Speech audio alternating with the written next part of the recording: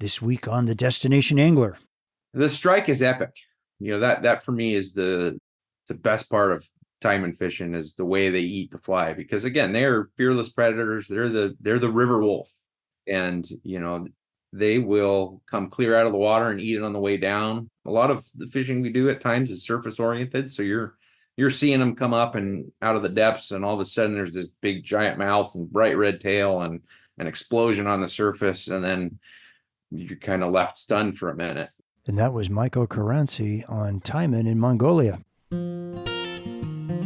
Welcome to the Destination Angler Podcast, the podcast for anglers who travel. And I'm your host, Steve Haig.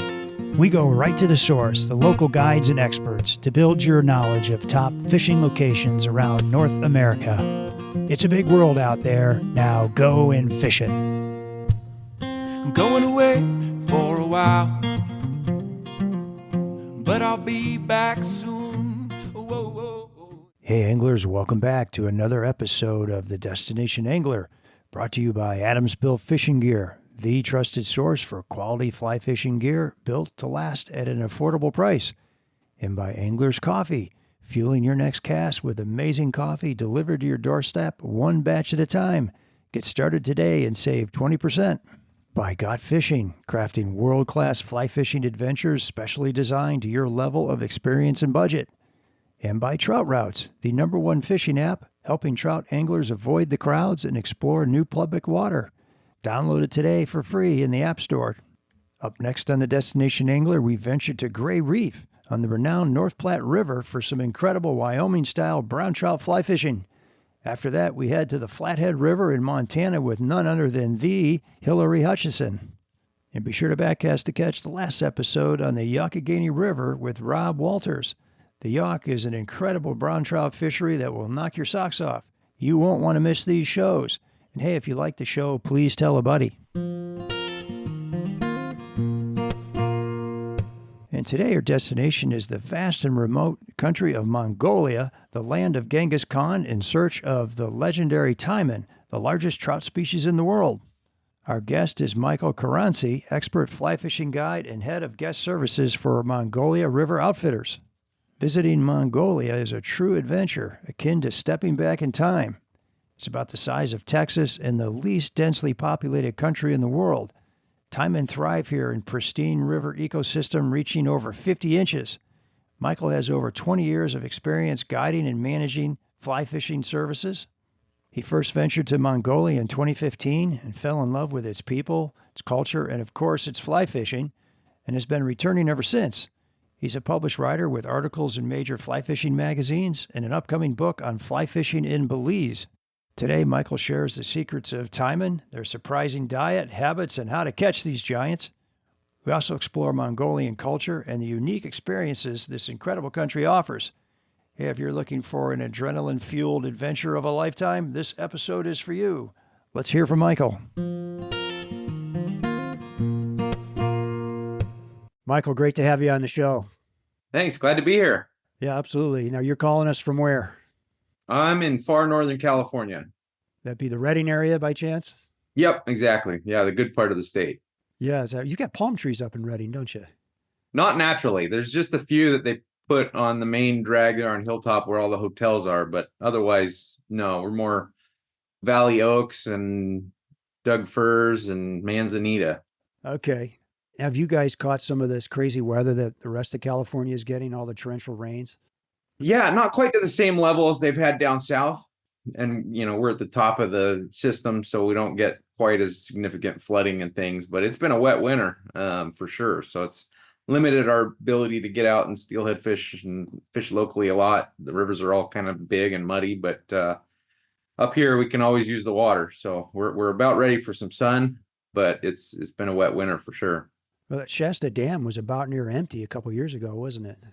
Yeah, they filled it up last year and it's going to be full again this year. They've actually been dumping water lately because it's so close to the top already this early. Really? So another good water year, which after years of drought is good. Yeah. Now, are you usually fishing the Sac there below the dam this time of year? Yeah, I love spring fishing on the Sac usually. So this year it's been tricky with all the water, but there's windows where where when the clarity's there, it still fishes really well.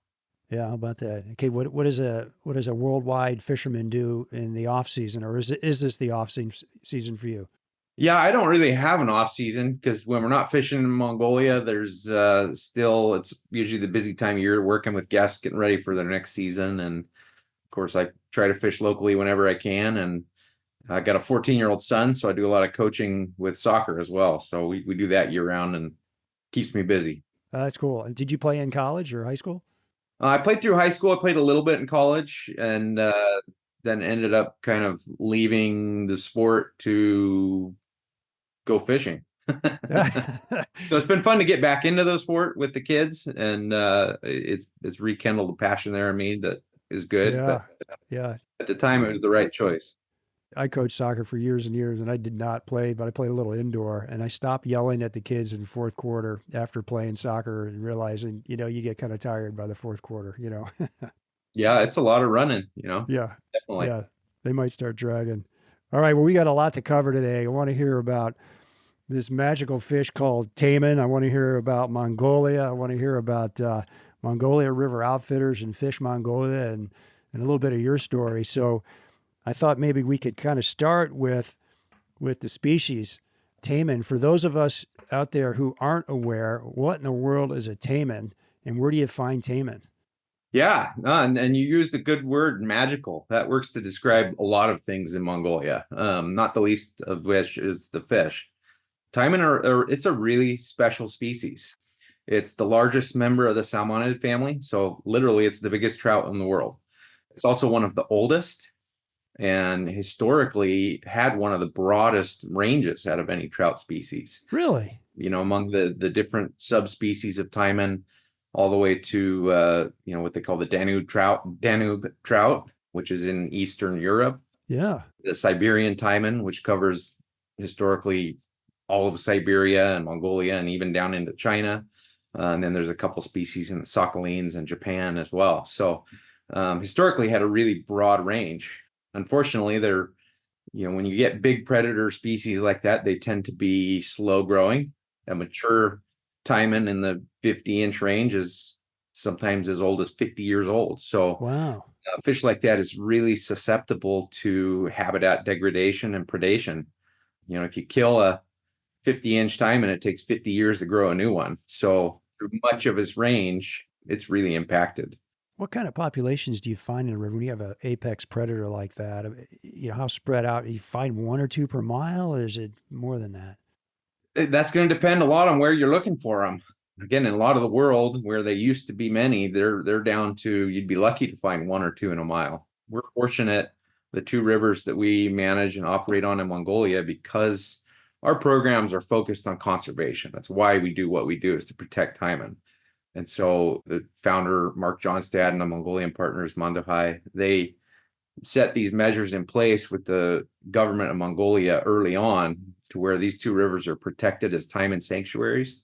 So we're actually seeing these two rivers, the Taimen populations are actually increasing every year, both in size and numbers, which is great to see. There's still a big predator and there's not a ton of fish, but it can really vary. There's, anywhere from, and it depends on the size class. Certainly you're getting into those really big fish and there's still probably only one or two per mile, but in the juvenile class, 20 to 35 inches, there's numerous fish. I mean, there's times, and we still are learning a lot about the species with some of the scientific research we're doing right now with the Wild Salmon Center, but we've seen times inexplicably where somebody's running a drone and looking down in a pool and see 60 or 70 taimen in one pool. Really?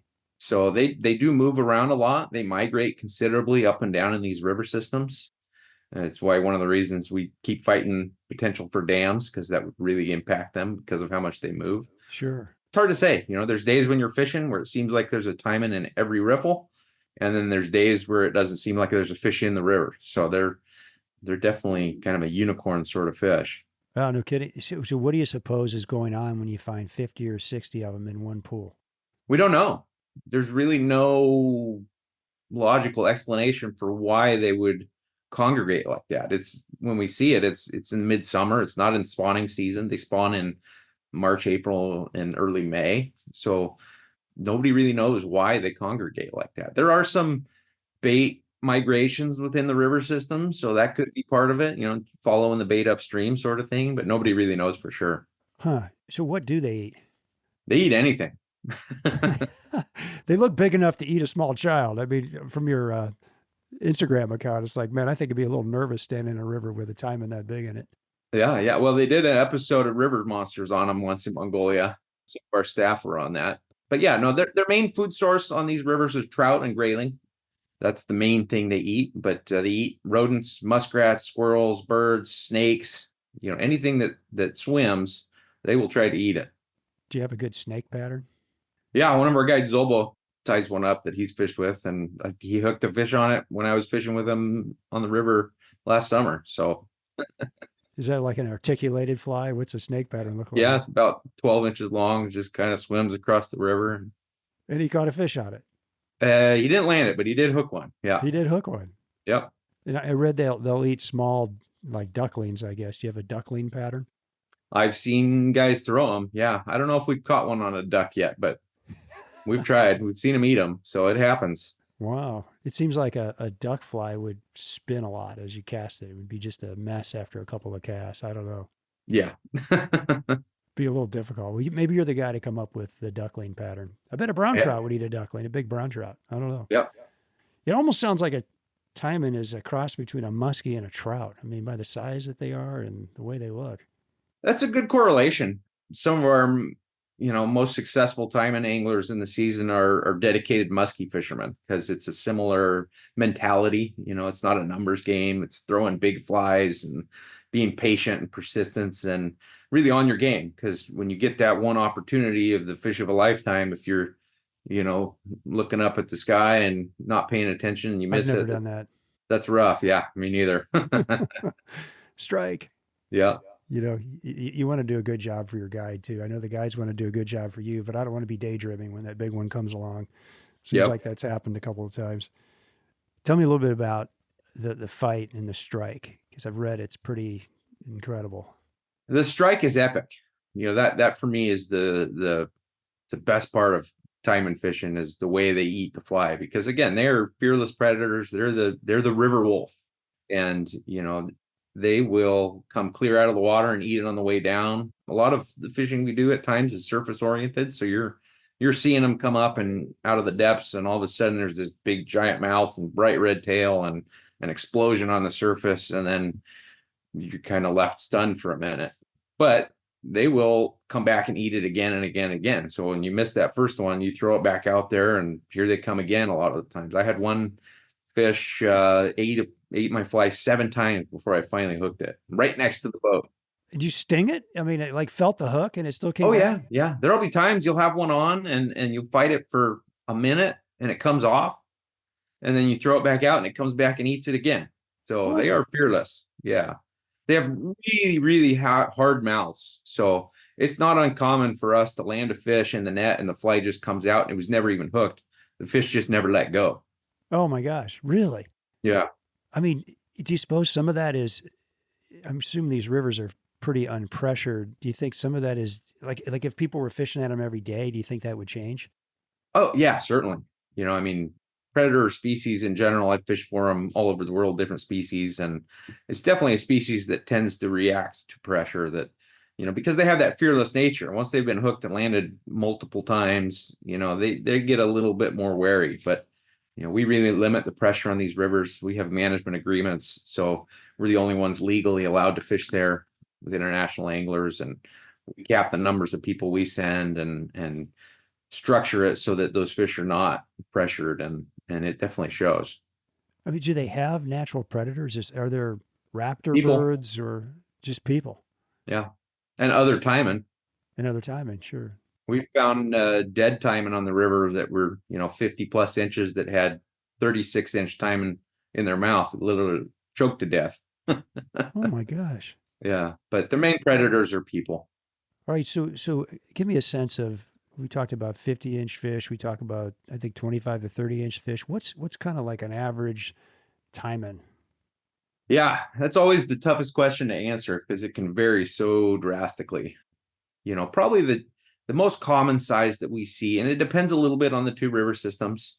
With Fish Mongolia, we do tend to see slightly fewer numbers there with a larger average size. Probably the typical fish we're getting there is in the low 30s to mid 40s inch range. Jeez.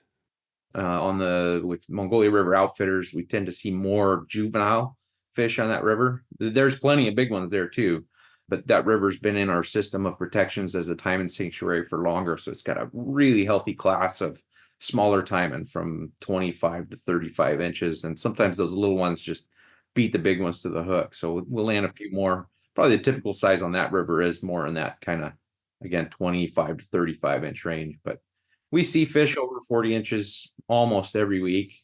And then we see fish over 50, a few times every season on both rivers.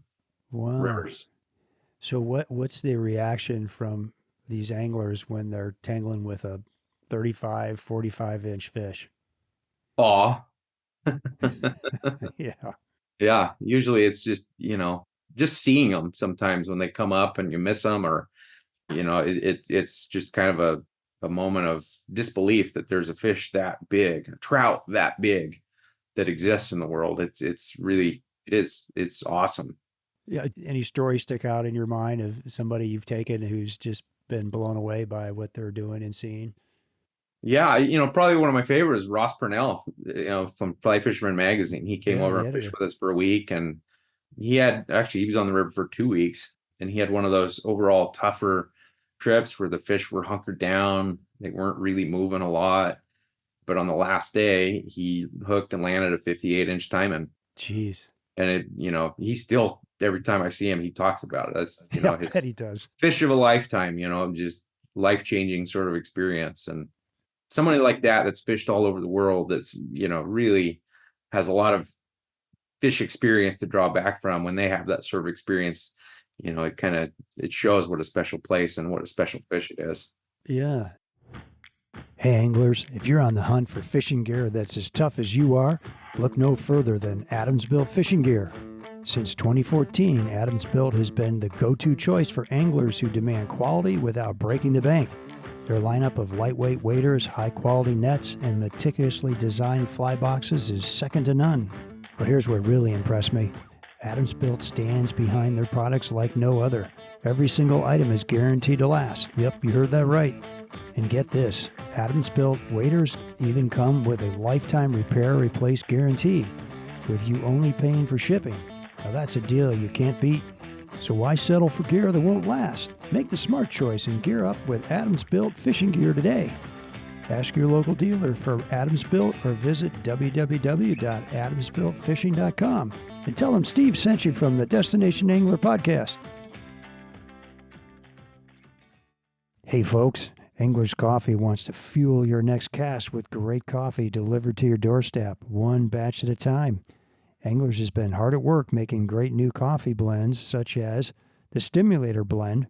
This high-octane coffee has a delicious smoky flavor with 25% more caffeine. Sometimes you just need a little extra kick in the morning before you wet a line. Or how about the Rainbow Blend? Colorful and bright, this medium roast draws inspiration from the vibrant traits of the iconic fish. Much like the rainbow trout's vivid hues, you'll experience flavor reminiscent of the brilliant colors the trout is named for. And if you like it dark and bold, check out the Brown Trout Blend. This roast brings the spirit of the elusive brown trout with rich, dark chocolate notes, boldly intertwined with subtle smokiness, mirroring the rugged landscapes of the deep waters where brown trout thrive. And with every sip of Angler's Coffee, you support great conservation groups and charities such as the Mayfly Project. So head on over to anglerscoffee.com and fuel up today. Take 20% off your first subscription order by entering the code BREW20 at checkout. I want to get into why you like Mongolia and Taimen so much, but before we do, I also wanted to ask a little bit more about these fish. Like, how selective are they? Where do they hold in rivers? Give us a sense. Like, if I was going to go out and fish for Taimen, how am I sizing up the river? What am I doing? Yeah, and that's one of the enigmatic qualities of the taimen.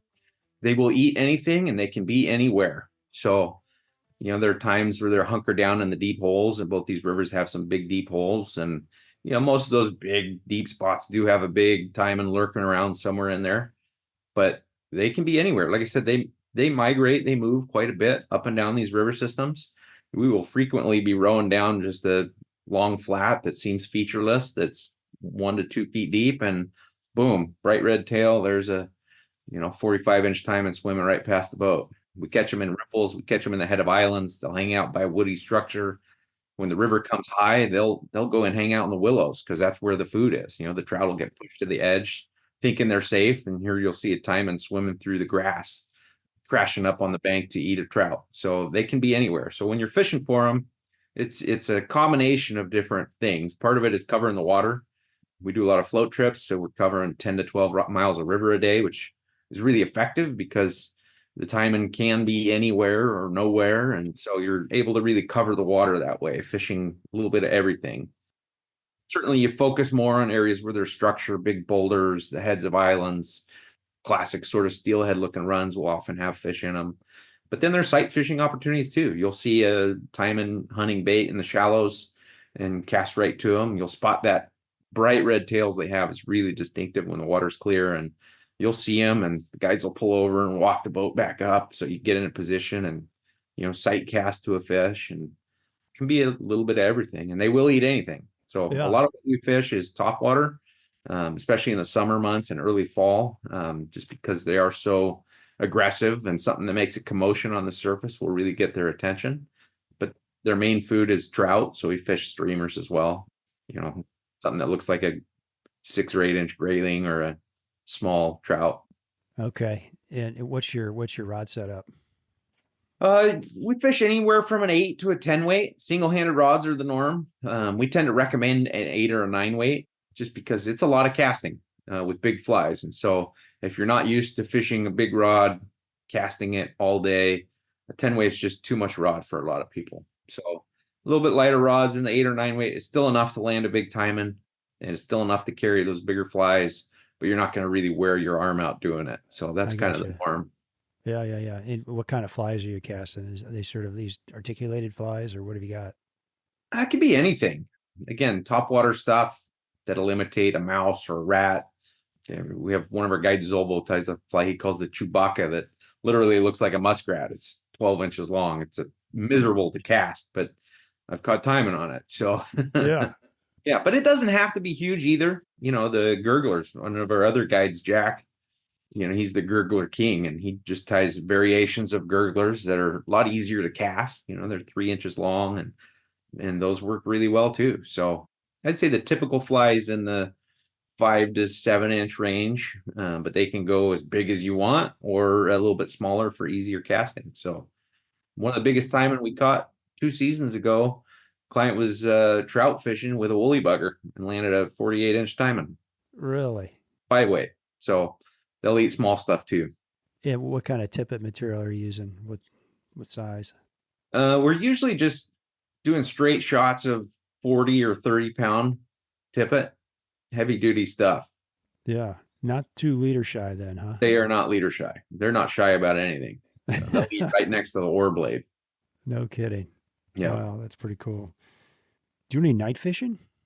Mousing at night or anything? We don't. Mostly just the days are so long anyway. You guys are usually beat by the end of the day and ready for a beer or a glass of wine at dinner and get some sleep for the next day. That's enough, huh? Yeah. Now, do you all have to bring all your flies into the country, or do you have some local tires? Actually, the guides tie most of the flies on the river, so it's pretty fun in the camps. After dinner, they'll get the vices out and make some stuff up. Yeah, some of those big flies take, I don't know, it takes me like 20 minutes to tie some of those bigger ones. What about your guys? Yeah, it depends on how crazy they want to get. Those guys are really good tires, and they can crank stuff out pretty quick, but they like to make some fun creations that take more time too. Yeah, but we're not losing a lot of flies because, again, we're fishing really big stuff. So, you can keep the same fly on for a long time. If you're catching a lot of fish, they get chewed up. They have little teeth in there. So, Oh, do they? Okay. yeah. And do you have seasons there? I mean, are there certain times a year we're doing different things? Yeah. So the legal fishing season in Mongolia starts June 15th and runs through the end of October.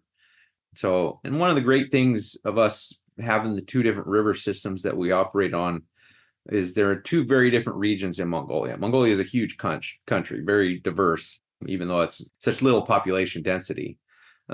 So the one river with Fish Mongolia that we fish is in Western Mongolia, and it has an earlier season. It's up in high elevation.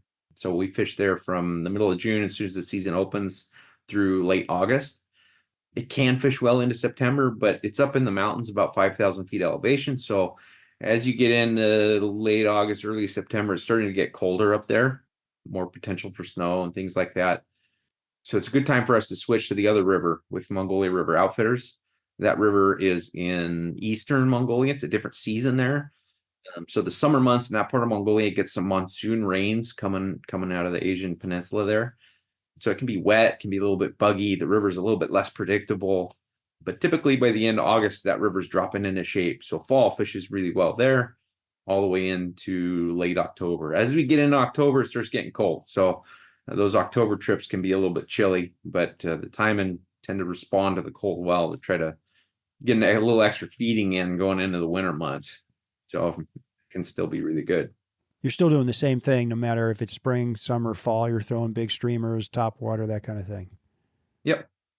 Colder it gets, they get a little less movement towards the top, and it tends to be more streamer stuff, but they'll still eat a top water fly anytime. So yeah, not a lot of differences. We may fish more sink tips later in the fall than we do in the summer, when it's more floating line work, but that can vary week to week too. Yeah. With so much information out there, it can get darn right confusing and even overwhelming to find the right fishing adventure. Sorting through all the options and fees can be quite the headache. Well, not anymore. I'm super excited to introduce Got Fishing. Got Fishing is a boutique booking agency for world-class fishing adventures around the world. They ensure that you are on the exact fishing trip that meets your skill level, budget, and desired experience.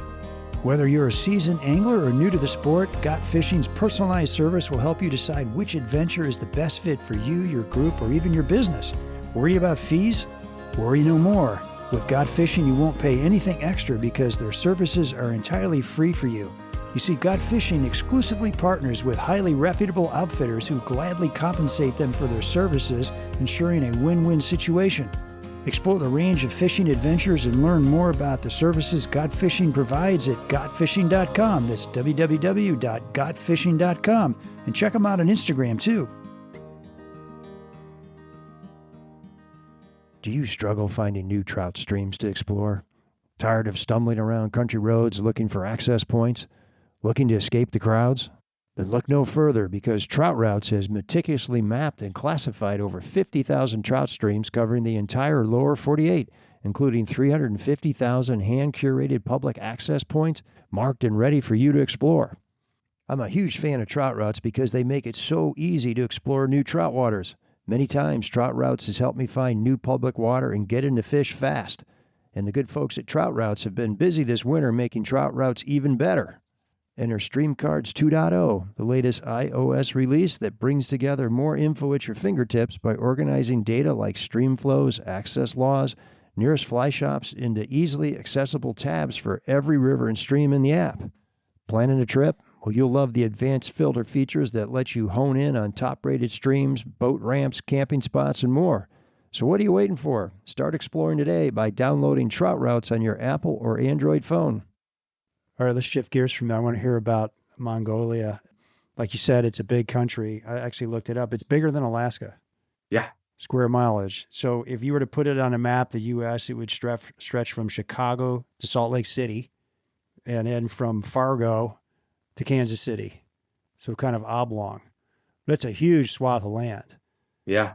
So just tell us about the country. Like, what are your observations about the country, the landscape, the people, everything? Yeah, it's a special place. And as big as it is, it's also the least densely populated country in the world. So all that land mass, and it's got a population of about 3 million people, half of which live in the capital city.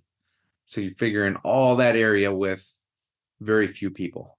But it's not like there aren't people out there. That's one of the unique special things about Mongolia, is that most of the country lives the nomadic herding lifestyle that they lived for thousands of years, since the time of Genghis Khan. So they live in the traditional gers, those circular felt-lined dwellings, and they typically move 4 or 5 times a year with their herds to find fresh pasture land. There's really no fences. There's no private land ownership outside of some of the few small villages and towns. And they just tend their herds and move around just like they have forever. So it's pretty interesting like that. I mean, what do they think about when they hear? Do they hear much about America? I imagine you've got a lot of American clients, and what do they think about all the fences and private land that we have over here? They think that's like, I'm thinking like the Native Americans used to say, "Well, you can't own land. Nobody owns the land." Is that how they feel, or what's it like? Yeah, certainly, I mean, a lot of these, even in the middle of nowhere, they have a little car battery hooked up to a satellite dish, and they have a little bit of TV. Is it? But it's, I think, more for social type stuff. I don't know. That's a good question, how they think about land ownership and fences compared to the American West thing, but it just doesn't fit culturally there because, Huh. Their neighbors maybe, on the next ridge over, but if something breaks, they'll take the motorbike or walk over and get help from their neighbors. So they do. It's a close-knit community. You'll have multi-generational families living in 1 or 2 gers together with their herds. So they really support each other, and they have to. It's a harsh environment, especially in the winter. 40 below Celsius is not unheard of in the wintertime. So they really support each other, and it's how they've lived for many, many years. So they don't really want that change for the most part. There's some shifts going now with people urbanizing and the young people leaving the traditional lifestyle to go move to Ulaanbaatar for work and things like that. But that hasn't really changed the overall thought processes of the lifestyle. So Okay. And what's the name of the capital? I can't say it. Ulaanbaatar. Ulaanbaatar. We just say UB. UB. Oh, let's go with UB. So Yeah. is that the one big city they have, Yes. Mm-hmm. and everything else is girts and small towns or villages? Yeah, there's a few small towns scattered throughout Mongolia. A couple might even be considered a city. They do have some infrastructure and wooden buildings and housing and things like that. But most of the places, it's just the traditional gers in the countryside. And even in the cities, even in Ulaanbaatar, I think vast majority of the population there still live in gers. There's the whole ger district in the city where Oh my gosh. they kind of put their ger up in a little fenced yard and still do it that way. Just comes naturally, it sounds like. It's how they're raised, maybe, huh? Yeah. So you've been coming here, is it 20 years? My first trip was 2015. Okay, almost Yeah. 10 years then. Okay. So what is it that's drawing you back in here, other than it's your job? Why do you keep coming back to Mongolia? Yeah, Mongolia is just such a special place. The people, the landscape, the history, the culture, it really sets it apart from anywhere else in the world. So, and that's, my story with Mongolia kind of, it ties into that, because I was working at the fly shop. I had the best job in the world. I was literally traveling all over the world, fly fishing in different places. I was managing the programs in Kamchatka. I was doing a lot of our saltwater trips, the Seychelles, Christmas Island, Belize, doing a lot of work in South America and Bolivia and Brazil and Argentina. And it was awesome. And I had a guest that was a good friend of mine that I traveled with a lot. And Mongolia, really, I knew about it. Everybody had seen those pictures of giant Taimen, but it really wasn't high on my radar. It wasn't a place I felt like I needed to go. I had a guest, it was a good friend that wanted to put a trip together. He said, I've been wanting to go there forever. I just can't figure out the best place to go or how to do it right. I don't want to make a mistake. Can you help put a trip together? I said, yeah, sure. So I did some research and started looking into the options there. And that's when I first met Mark Johnstad and got familiar with Fish Mongolia and Mongolia River Outfitters. And I was really impressed. I mean, I'd seen lots of outfitters all over the world and had a pretty good radar for who was doing it right and who was, BS their way through it to make it happen. And so I was really impressed. I loved right off the bat up front, everything that they did was about conservation, which has always been important to me. And so worked with them, set up a trip, went over in the June of 2015. and that was it. I mean, it blew my mind. The scenery over there is just so spectacular. The people are some of the nicest people you meet anywhere in the world. The culture, the history there is so unique and interesting.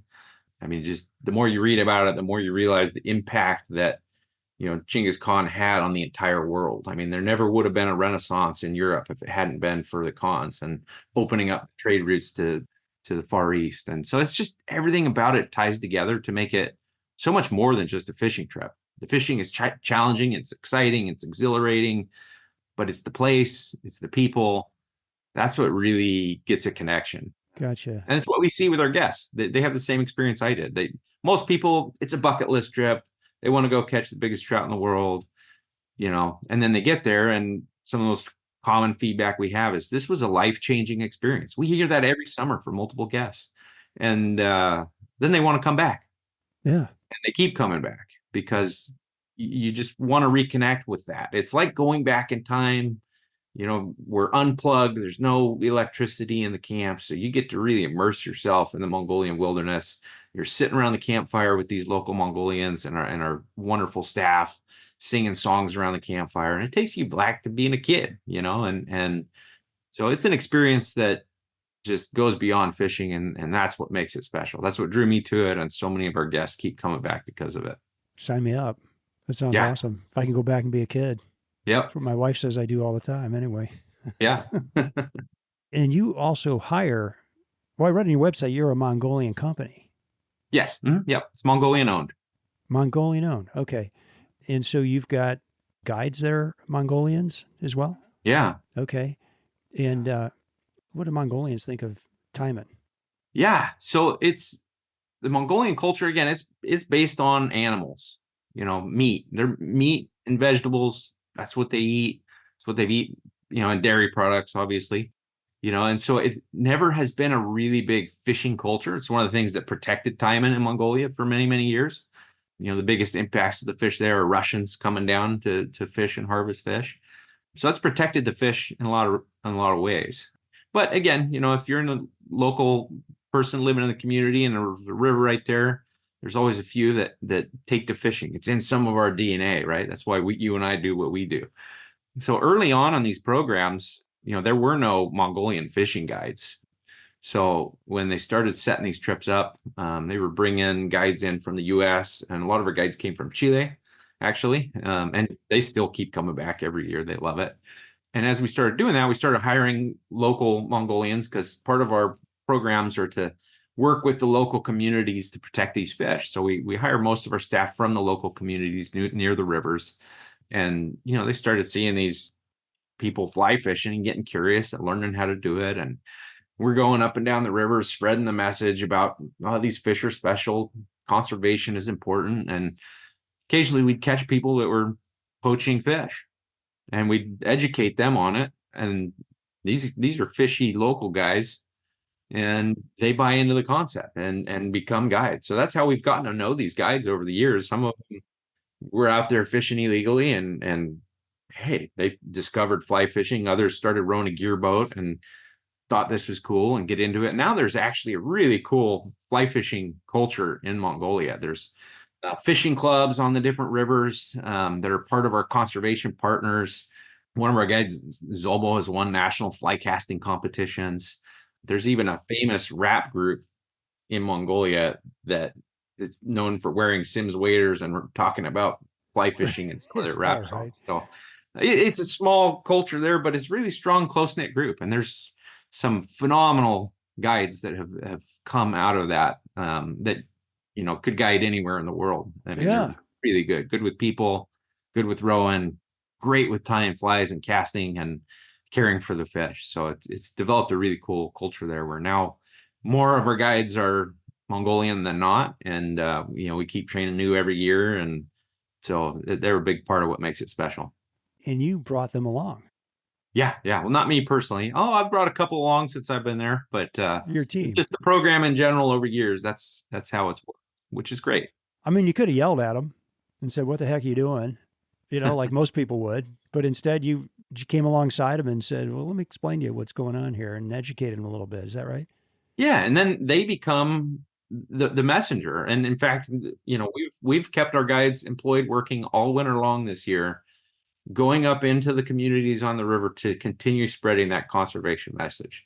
They're meeting with the local government leaders, they're going into the schools and doing science programs for kids so that everybody in these communities understand taimen are a precious resource that need to be protected.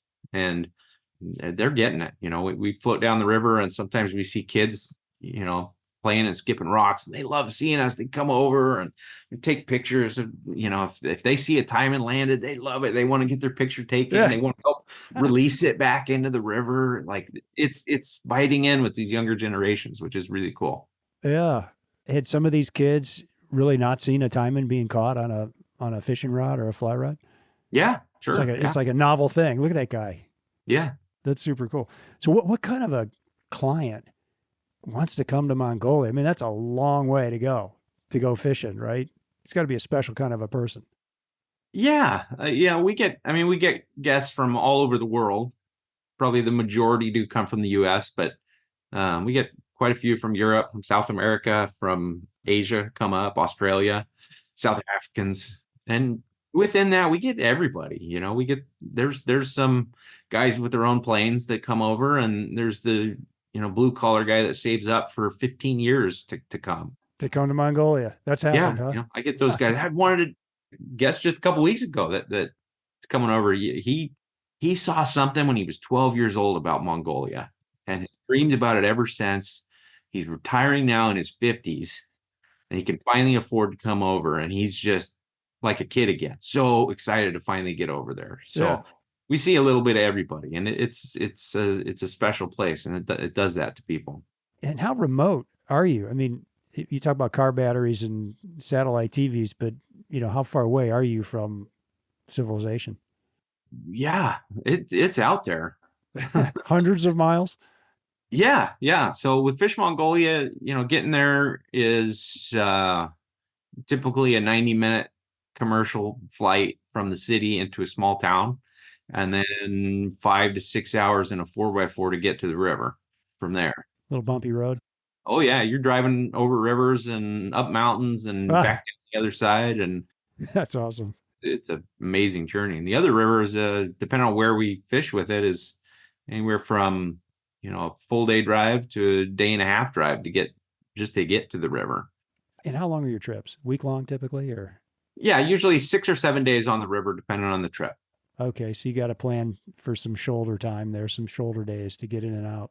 Yeah, and everybody spends a night in Ulaanbaatar the day they get to Mongolia and the night before they leave. It's all part of the trip, and that can be fun for people too, especially if you haven't been there. There's some really interesting museums, cultural performances, monasteries, all that sort of stuff. So and some people will extend their stay. A lot of people will stay and do other travel in Mongolia while they're there too. Go see the Gobi Desert, ride horses, and there's a lot of national parks and wilderness areas there. So there's a lot to see and do beyond the fishing. Any microbreweries? I'm kidding. Not yet. Yeah, I wouldn't be surprised if they start soon. There's an opportunity. Finding those everywhere now. Right. I want to talk to you about the experience that you offer. I mean, we've kind of been hearing about that, but I'm curious, are you floating these rivers? How do you guys get around? Are you flying up to the end and floating back down to camp? Do you move your camps? Tell us about kind of the experience over a week. Yeah, absolutely. We have actually 5 different trips that we run between the 2 rivers. Most of those are float trips. So we'll work our way in to start at the uppermost camp, and then you'll float down and see a brand new section of river every single day as you work your way down anywhere from 90 to 120 kilometers of river over the course of the week. So it's a really great way to see a lot of country, always fishing over fresh fish, and just every day is a little bit unique and different. And on those, most of them we're staying in fixed camps that we set up before the season, staying in the traditional Mongolian gers. So you get that immersive Mongolia experience, which is amazing. You wake up in the morning, one of our staff ladies comes in and lights a fire in the stove for you and brings hot coffee right to your bedside. There's no better way in the world to wake up in the morning. Absolutely not. So yeah, it's a really great immersive experience in that regards as well. So some of our more remote areas where we can't drive in before the season and set up permanent camps, we haul teepees down the river and set up the same sort of camps, but using teepees instead of gars, which are still spacious. You can stand up in them. It's way better than tent camping. And we can access those in some of those remote national park areas that we can't drive into.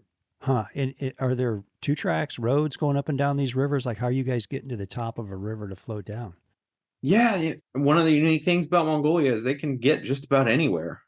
They can do things we can't do. I'll just put it that way. The Mongolians? There's places that you look at the map and you hike around there during the day in the camp and it's like, how the heck did they get here? But they do. It's what they do. It's what they've done for thousands of years, and they know what they're doing. They figure it out, and I mean, they'll set up and take down one of those gars in a couple hours. It's amazing. So, Are you using horses or are you in Jeeps? What are you driving? yeah, Land Cruisers. Okay. All right. So you're just going straight over the land, not necessarily roads. Yeah, no, the Mongolian highway is 2-lane track over the grass. Yeah, there's highways in the city, and there's some highways that will, take you from Ulaanbaatar to some of the smaller towns. But yeah, usually it's not far out of UB that it's dirt. Oh, no kidding. Yeah. Oh, that's so interesting. And you mentioned Genghis Khan earlier, and that the Mongolians are really proud of their history because Genghis Khan got all the way to Hungary, as I believe. Yeah, largest empire the world has ever known. Yeah. And they're very well aware of that, then, Mongolians, and proud of that. Oh, he's deified there. Yeah, yeah. The local vodka is called Genghis. His statue's everywhere. He's on the currency. I mean, he's very important to their identity and culture, and they're understandably very proud people, partly because of some of that history. What's the food like? The food, I like it, and we get a lot of really good feedback. Mongolian food in general is, like I said, is very meat based. We kind of mix it up a little bit in our camp, so it's a mixture of some of the traditional Mongolian dishes with some other little more Western oriented, so you're not eating mutton every day. Okay. But it's really good. We do some of the traditional Mongolian meals that we do. There's koshur, which is basically like mutton empanadas. Really good. That's one of my favorites. There's one called buz, that's like little dumplings, also really good. And then the traditional Mongolian feast meal, it would be closest compared to like an asado in Patagonia, is they take a sheep and they process it a certain traditional way, keeping everything. And the traditional way to do it, they would take an old milk canister, those metal milk jugs, and they would harvest the sheep and put it all in there with potatoes and carrots and vegetables and throw it on the fire and cook it all day. Sounds good. And then pull it out and it's just meat fest. Yeah. I enjoy that. It's not for everybody, but it's really good in my mind. What's the strangest thing for Americans to be tasting over there? The strangest is probably arag, which is actually, it's fermented mare's milk. So we don't serve it in the camps because it's really an acquired taste, but a lot of people know about it and ask for it, and we can usually make it happen if they want to taste it. But it's an alcoholic drink. They ferment mare's milk, and it kind of tastes like sour milk, to be honest. Sounds rough. That's a traditional drink there. Yeah. So what are you drinking at night in camp? We always have beer in camp, a lot of wine. Mongolian vodka is there as well, and of course soft drinks and water, all that sort of stuff. Were they part of Russia or China years ago? Both. Okay. Yeah, through the course of their history over the last 150 years, a bit of both. But most recently, they were part of the Soviet Union. So actually, the Bolsheviks helped them separate from China in the 1920s, I want to say. Don't quote me on that. And then they were, part of the Soviet Union for years. And then in 1981, they got their independence peacefully. Oh, they did. So yeah, they've had a lot of close ties to Russia even since then. Most of the older generation in Mongolia, would go to Moscow for university and things like that. Okay. But in recent years, their geopolitical location is interesting. They're a landlocked nation between Russia and China, and so they kind of have to have good relationships with both of their neighbors. but they also understand it's a global economy anymore. And so they really try to maintain close ties as well with Europe and the West and America as well. So they're kind of have become a very large open Switzerland in that part of the world. Huh, interesting. As far as scenery goes, what is the scenery like? Because you've got the Gobi Desert in the south, right, in the steppe country, and maybe some mountains in the, I don't know, in the north. Yeah, most of northern Mongolia and the areas that we're fishing on, it's a familiar landscape for Americans, especially. It looks like Montana. Huh. Montana during the time of the Native Americans a couple hundred years ago, because there's, like I said, there's no barbed wire fences. There's, when you float down the river, there's not McMansions on every bank, so it kind of takes us back in time to what we envision the American West as having been, because it's on that same latitude, similar kind of climate a lot of the times during the summer and early fall. So it's a familiar landscape. Beautiful, spectacular. Is it? Wow. All your years you've been there, you probably have a lot of epic days, but can you share, maybe a story or two of some really fantastic days that you've had in Mongolia? Yeah, that's a tough one because every day is so fantastic. Some of my fondest memories, and to be honest, I find this with anywhere I go in the world, some of my fondest memories are from when things go wrong. Yeah, the ones you remember anyway. Exactly. Yeah. Yeah. I remember one night I was on the lower river with a group of my really good friends, and it was a beautiful day. We were wearing shorts and wet wading all day, have a nice dinner, campfire. We were down in this remote national park, so it was one of those teepee camps, and seeing some fires around the campfire. I got my laundry out to dry, go to bed. In the middle of the night, kind of wake up with this noise and hear the wind. It just picked up out of nowhere, roaring, and kind of look up. Oh man, that's a lot of noise. And then poof, the teepee was gone. Oh, wow. Literally blew away. Everybody in camp, the teepees blew away in the middle of the night. All of a sudden, we're looking at the stars. And remember one of the young, he's now guiding for us, one of those guys that's brought up through the ranks. His name's Soilo, and he was one of the kind of camp crew helpers at that time. And he speaks really good English. And he comes walking up to every tent and says, "Excuse me, everyone. We have a weather emergency. Please proceed to the dining tent." Which was still there, hopefully. Grabbing all of our stuff that's blowing around and throwing it in our bags real quick and get everything into the kitchen tent just before the rain hits. That's hilarious. And so we ended up sleeping in the kitchen tent that night. And we wake up in the morning and the team had found everything and put it all up in the middle of this windstorm. And by the next morning, it was like nothing had ever happened. Is that right? Yeah. Another day at the office. Exactly. Are you there all summer then, from June to October? No. So I'm based here, so I'm always available to guests to help with stuff. So I will go over every year, usually for a couple of weeks. Okay. Spend some time on the river, connect with the staff and guides and everything. But most of the time I'm here. So we have a phenomenal team in Mongolia. They take such good care of everybody. I don't need to be there. They're better at it than I am. Yeah, no kidding. Now you've also got some pretty good trout fishing out there too, right? Yeah. The most underrated part of the fishing definitely is the trout. Yeah, say more about that. Yeah, especially in the summer months. That river with Fish Mongolia is just loaded with lennik and grayling. So lennik it's a kind of a prehistoric trout. Looks like a cross between a cutthroat and a whitefish. So they have beautiful markings of a trout and the little whitefish mouth on the bottom. And yeah, they probably average 14 to 16 inches, and we see fish over 20 inches every day, and no fishing pressure. So they eat hoppers all day long, and there's tons of grayling that are beautiful and hyper aggressive. So we actually have groups that come over every year and never even pick up a Taimen rod. They come just for trout fishing. For the trout fish. Yeah. And they'll, with a mouth like a whitefish, they'll still take something off the surface. Yep, absolutely. Huh. What's the fight like with one of these fish? Just like catching a trout. Yeah, they run, they jump. Okay. They pull, and again, these are wild fish that have probably never been caught before because there's so little fishing pressure. Right. So they fight really great. Yeah. No, I had a guest with me on the river last time I was over there that he came for the Taimen fishing, and he ended up having so much fun. He mostly trout fished the whole time, and he goes to Argentina or Chile every year for 3 weeks. At the end of the week, I asked him, I said, "Yeah, John, how does this compare to all the fishing you do in Argentina?" He says, "Oh, this is better." Really? So, all right. You wonder if it's the fishing's good, but it's also all the other stuff you talked about. I'm in this remote country that's so different than anything else I've ever experienced. These people are wonderful. Imagine you don't run into a lot of other anglers out there, do you?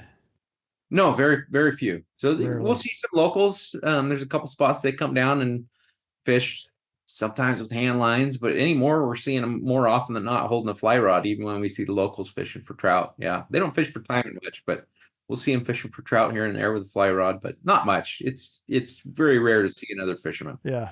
What's a good day trout fishing? Like, what's a great day trout fishing? Can't count. I mean, just your arm's tired, time to Yeah, quit yeah. type thing. We did have a guy with a clicker one day that he and his buddy landed over 100 fish trout Yeah. fishing. It's not always like that, Right. Yeah, sure. but it's it can fishing. be. Yeah. I love just the concept of going back to a place that was, you know, hasn't changed much in the last 100 years, except for the car batteries running, internet service or something. Yeah, And it's hard to find those places in the world anymore. Not many of them left. yeah, it really is. So you have fished. I'm trying to think where you haven't fished. You've pretty much covered it. I mean, the Seychelles, the Bahamas, Brazil, Bolivia, Argentina, Chile, Cuba, Mexico, Kamchatka, Mongolia. You wrote a book. I think book's coming out on Belize soon. Is that right? Yeah, I'm doing the final edits with the publisher today, so hopefully it'll be in print in the next couple weeks. What's the name of the book? It's called Poor Man's Rest: A Legacy of Belize's First Fishing Lodge. It's kind of a history of the development of fishing and ecotourism in Belize through the historic Belize River Lodge and the owners there and their family history and how it is all tied to the conservation ethos that exists in Belize today with catch and release legislation and banning gill nets and all that sort of stuff. So it's kind of a cool story. Yeah, Belize is definitely a place that I want to go to, and it seems like I talk to a lot of folks who guide in the States, in the summer, and then they head to Belize, in the wintertime. At least spend a couple of weeks down there. It's nice to get warm in the winter. Yeah, yeah. So what's next for you? Is it Mongolia till you retire, or what's next for you? Yeah, I hope so. I love what I do there. It's just so rewarding. Like, conservation I mentioned earlier has always been important to me. I was one of the founders of our local Trout Unlimited chapter here. I've been involved in conservation locally for many years. And so that emphasis that we have on the programs in Mongolia gives it a depth of meaning for me that, goes beyond just fishing. I mean, I've been able to go all over the world and do this stuff. And, that's selfish, really. Yeah, I get you. To be able to give back to a fish and a people and a place, to work to protect it, it's meaningful. And I appreciate that. Yeah, for sure. Is there anybody that, if you could pay it forwards, is there anybody that comes to mind that you kind of owe a debt of gratitude to? My family, definitely. Yeah. My parents first, they instilled this passion for me for fly fishing and community growing up. And then, my wife and son, my wife's been so supportive of me. Yeah. All these years being gone and traveling and changing my lifestyle and, doing the things that I do. I couldn't have done it without her, for sure. Yeah. Say more about your mom and dad and how they kind of instilled it in you. What happened there? Yeah, I guess it actually goes back a lot longer. So my family history with fly fishing started with my great grandfather, Marshall Greathouse. He used to work on the Silverton Railroad out of Durango, Colorado. Yeah.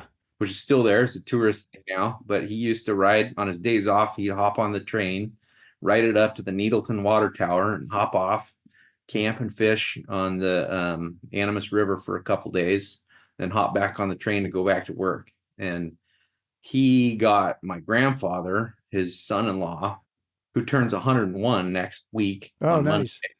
He taught him how to fly fish. And then he ended up getting my father, his son-in-law, into fly fishing.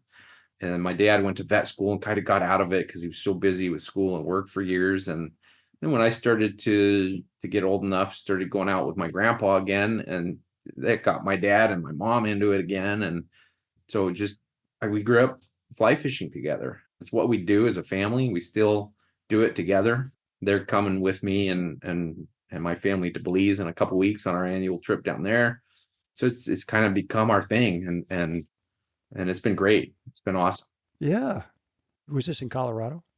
Actually, Wyoming is where we started, on the North Platte River, and we still go back every year for a week to the same spot. My son picked up his fly rod for the first place in the same place when he was 6 years old that I picked it up when I was 6 years old. Is that right? No kidding. Yeah. So your son's into this then, huh? Yeah, he's lucky. I mean, he's gotten to fish all over the world too. He caught his first bonefish when he was 3 years old in Belize. What? He's been to the Bahamas. He's been to Mongolia. He outfished me in Mongolia last time we went. And he was just fishing for golden dorado in Argentina with me a couple months ago. So he's quite an angler himself. Okay. What part of Argentina? Were you up in the mountains or in the Clearwater, or where were you? No, we were fishing in the Paraná near Rosario. Sure. Yeah. Yeah. Yeah. What do you wish you had more time to do? I wish I had more time to fish. Oh, no. Yeah. Better weather, right? Clear. I know. rivers. I mean, I live in one of the best places in the world for fly fishing, and I'm lucky if I get out once a month. So just with work and coaching soccer, I just don't have much time to do it as I'd like. Well, that's that phase of life you're in, where you got a son who's, I mean, those are golden years, where you have an opportunity to be with your son that much. Yeah. And coach him in soccer, man, I wouldn't give that up for anything. Yeah. With all the people you've met all over the world, are people the same everywhere or not? I think people that enjoy fly fishing and wild places, deep down, we're all very similar. We appreciate the beauty of the outdoors and appreciate the experience above all else. And I do see that connection with the sort of people that I get to work with every day that are interested in going on these trips, or even if they just, go fish their local stream. That's why they do these things, to have that deeper connection, that transcendentalist moment of connection with nature and with your own sense of spirituality. That is deep in all of us that pursue this sport, I believe. That's a really neat answer. Totally agree with you. It's just like in your DNA or it's not, I feel like. Yeah. You can't convince somebody who's not interested in the outdoors and adventure and experiences to be interested. I've taken people fishing that kind of come along on a big group trip, and some of them come back and some of them are like, "Oh, it was nice, but I don't need to do it again." Yeah. And there's just people they like don't get that. it. Yeah, they don't get it. And that's one less guy I'm going to be bumping into on a river I'm fishing, right? Yep. So back to Mongolia for a minute, I always ask some food questions at the end of the show. What do you cook them for lunch? Yeah, we do hot shore lunches every day. They're awesome. Yeah. What do you do? A lot of different things. My favorite is shashliks, kebabs. They put, usually they're pork, sometimes chicken kebabs with vegetables on the open fire, and that's my favorite. On an open fire? Yeah. Mm-hmm. Oh, okay. Do you have somebody waiting, like you're going to get to this camp and somebody's getting the fire going way ahead of time and you guys are ready to go with them? Yeah. So on each of our trips, because these are mobile float trips, we have the one and only Mongolian Navy. And it's a crew of gear boaters that haul all of our gear down. And one of those boats every day is our lunch boat, and it's the head cook and the gear boater. And so they load up after we leave camp, and then they get ahead of us and set up shore lunch. So when we get down to that point in the river, get to pull over and have a glass of wine and watch the river go by and have an incredible lunch experience. And some people will take a nap, and some guys will go fish because we see Taimen caught at lunch pretty regularly, or trout. And yeah. So it's a big part of every day for sure. Yeah. Like I said earlier, sign me up. Sounds awesome. Yeah. Michael, thanks for being on the show. Yeah. Thanks for having me. This has been fun. Yeah, absolutely. How can people get in touch with you and maybe ask about the trip or book a trip? Yeah. Best ways to check out our two websites. There's a lot of information and some amazing photos on there. fishmongolia.com and mongoliarivers.com. And you can contact me through those websites. Sounds good. Wish you extraordinary success in all your adventures to follow. And folks, thank you for listening. We will be sure to post Michael's contact information on the Destination English show notes and some exclusive pictures of his top fly picks and this beautiful area. We'll put those out on our Facebook and Instagram pages. As always, you can DM me or email me with comments and suggestions at shaig@thedestinationanglerpodcast.com. If you like the show, please share it with a buddy. As always, our music is by our Brothers Fountain. Hope you enjoyed the show, and we will see you again soon. Tight lines, everybody. Well, I'll go from the land to the shining sea. But I know there's more to life than what the eye can see. Yeah.